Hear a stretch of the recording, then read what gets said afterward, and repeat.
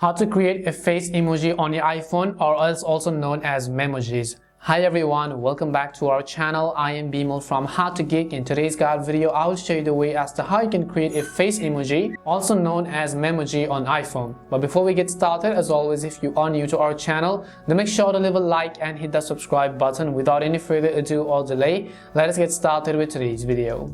Now, first of all, in order to create a Memoji or your face emoji, just open up the Messages tab, go to the composing screen or go to one of the existing ones over here.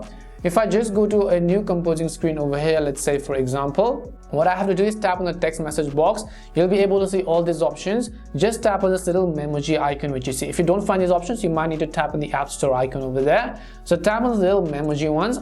So you can see all of the existing Memoji which you have created in the past, but if you want to create a new one, all you have to do is tap on this plus icon that says new Memoji at the bottom.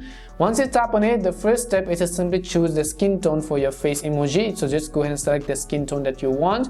After that, you can go ahead and select freckles, you can select cheeks, you can select beauty spots, you can select any of the options that you want. Then you can go to the tab called hairstyle. Once you go to hairstyle, you can choose the hair color. You can add some highlights to your hair as well. You can choose one of the presets of the hair that you might want to use for your Memojis. And once you've done that, tap on the brows option again. You can go ahead and also change the eyebrow color, shape and sizes. Go to eyes, follow the similar changes, and you can repeat the same steps for your head, your nose, your mouth, and all of the steps which are required for your facial construction over here. Once you've selected your Memoji, what you can do is you can also choose your outfit, which is basically at the end of the screen. Once you choose your outfit, in order to save this face emoji, all you have to do is tap on the done button from the top right corner.